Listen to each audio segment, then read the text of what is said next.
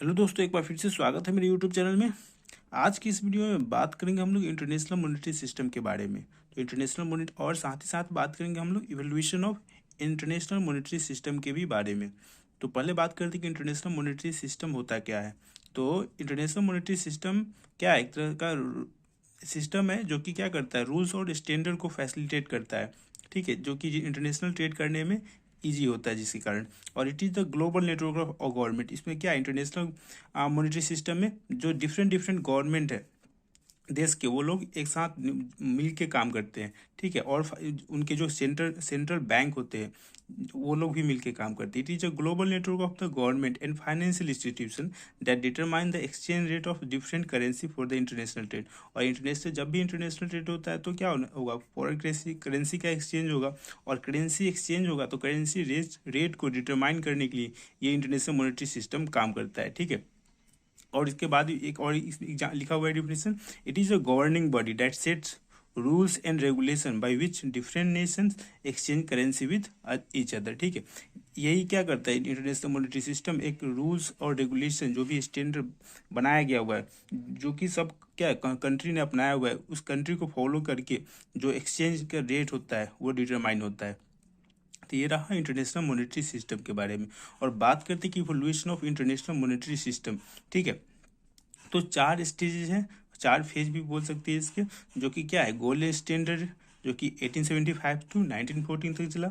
उसके बाद इंटरवार पीरियड 1915 से लेकर 1944 तक।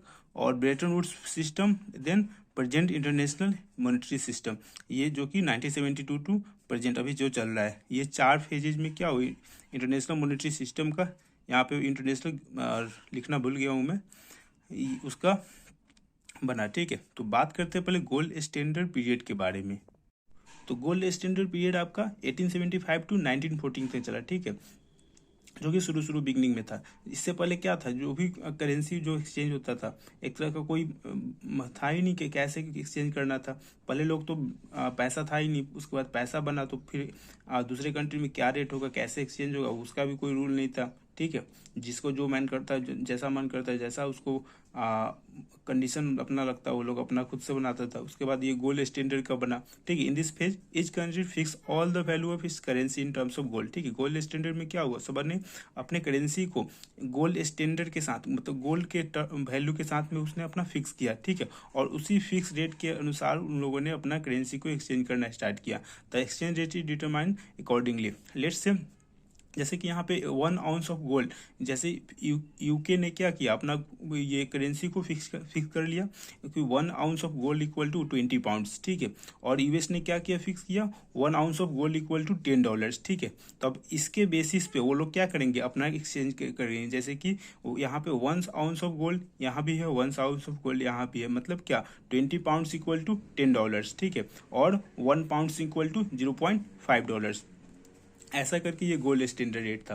ठीक है, gold standard created a fix exchange rate system. In this period all currency had to be backed by gold. ठीक है, और इसके क्या कारण था, इसके जो भी करेंसी जो भी था कंट्री के पास, उसके साथ उसको गोल्ड को भी बैक होना पड़ता था, गोल्ड अपने पास भी रखना पड़ता था कन्वर्टिबिलिटी के लिए। ठीक है, Therefore the countries had to keep enough gold reserve to issue currency. ठीक है, जो भी इशू करेंसी करता था उसके अनुसार उसके पास क्या होना चाहिए, गोल्ड भी मेंटेन करना पड़ता था। ठीक है, ये क्या एक तरह से डिसएडवांटेज बोल सकते हैं।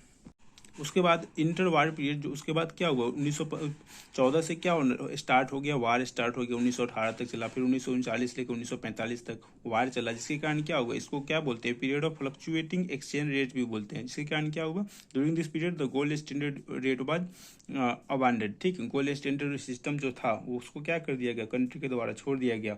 ठीक है, कंट्रीज बिगेन टू डिवेल्युएट और डिप्रिशिएट द करेंसी। ठीक है, क्या करने लगे कंट्री जो थे, जो देश थे, वो लोग क्या एक्सपोर्ट को बढ़ाने के लिए कि अपने करेंसी का वैल्यू गिराना स्टार्ट किए, जिससे कि क्या कर सके, वो लोग ज़्यादा एक्सपोर्ट कर सके।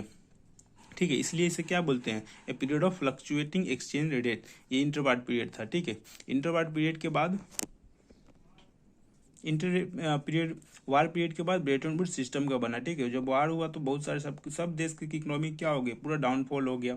ठीक है, कोई मतलब रूल्स एंड रेगुलेशन भी पूरा अबांडन कर दिया गया सब लोग कंट्री के द्वारा, ठीक है। डिफरेंट कंट्री भी, उसके बाद क्या हुआ, सब कंट्री ने एक डिस्कशन किया उसके to rebuild the world economy after the destruction of 2 world war, ठीक है। उसका मेन फोकस क्या था, गोल क्या था, create a fix exchange rate system without the gold standard, ठीक है। गोल्ड स्टैंडर्ड को छोड़कर एक फिक्स एक्सचेंज रेट को क्रिएट करना, ठीक है। उसके बाद 1944 में, ठीक है, 1944 में कॉन्फ्रेंस को ऑर्गेनाइज किया गया, कहाँ पे, यूएन में, यूएन के द्वारा, जो कि सिटी का नाम था, टाउन था ब्रेटन वुड्स, ठीक है, जो कि यूएसए में है। यहाँ पे कॉन्फ्रेंस को ऑर्गेनाइज किया गया और 44 देशों के लोग, ठीक है, यहाँ पे इकट्ठा हुए, डेलीगेट्स इकट्ठा हुए और सब लोगों ने एक मत होकर न्यू जो भी ये ब्रेटन वुड्स सिस्टम था उसको फॉर्मुलेट किया, ठीक है।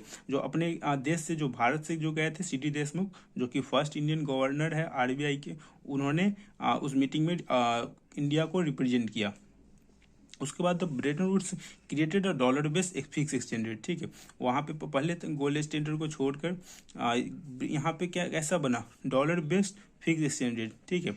The only the US fix the value of currency to gold, ठीक है। क्या हुआ कि सिर्फ गोल्ड को, गोल्ड का जो भी रेट होगा करेंसी के साथ, सिर्फ यूएस के साथ फिक्स होगा और उसी बेसिस पे बाकी कंट्रीज के करेंसी का वो फिक्स किया जाएगा, ठीक है। Initially peg was $35 equal to 1 ounce of gold, ठीक है। सिर्फ ये यूएस ने अपना फिक्स कर लिया गोल्ड के साथ, उसी के बेसिस पे, अब इसके बेसिस पे बाकी कंट्रीज को वैल्यू डिटरमाइन होगा, ठीक है। All the currency peg to US dollar instead and allowed to 1% band, और कोई भी कंट्री अपना जो भी का रेट वो लोग 1% तक बैन कर सकते हैं, मतलब फ्लक्चुएट कर सकते हैं, ठीक है, 1%, उससे ज़्यादा नहीं। अगर इमरजेंसी होगा, अगर इमरजेंसी होगा तो कंट्री अपना वैल्यू, जो भी करेंसी का वैल्यू हो वो उससे डिवैल्यूएट भी कर सकते थे, ठीक है, इन केस ऑफ इमरजेंसी।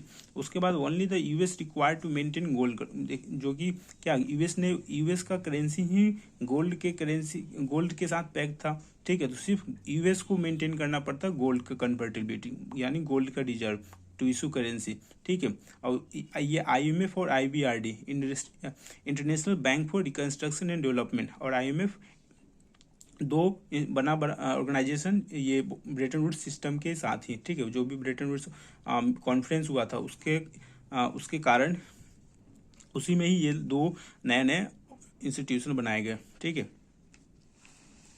उसके बाद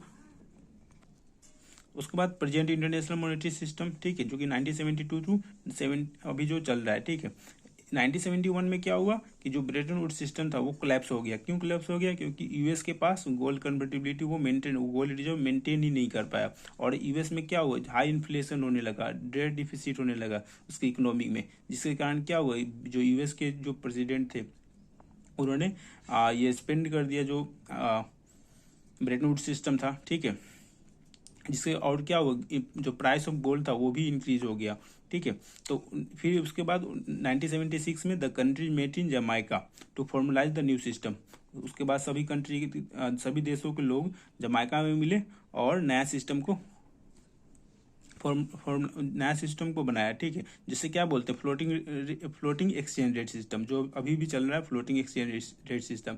फ्लोटिंग एक्सचेंज रेट सिस्टम में क्या होता है कि जो एक्सचेंज रेट होता है, जो भी करेंसी का वैल्यू होता है, वो मार्केट के अनुसार वो क्या होता है, फ्लक्चुएट होता है, फ्लोट होता है। जैसा मार्केट में डिमांड एंड सप्लाई रहेगा उसी के अनुसार उसका क्या होगा, जो वैल्यू होगा करेंसी का वो अपने आप फ्लक्चुएट होते रहेगा, ठीक है। यहाँ पे भी लिखा हुआ है floating exchange rate system means that the exchange rate of a currency is determined by the market forces of demand and supply, ठीक है। मार्केट के जो फोर्स होगा, जो डिमांड एंड सप्लाई होगा मार्केट में उस करेंसी का, उसके अनुसार उस करेंसी का वैल्यू अपने आप क्या होगा, बढ़ेगा घटेगा, ठीक है।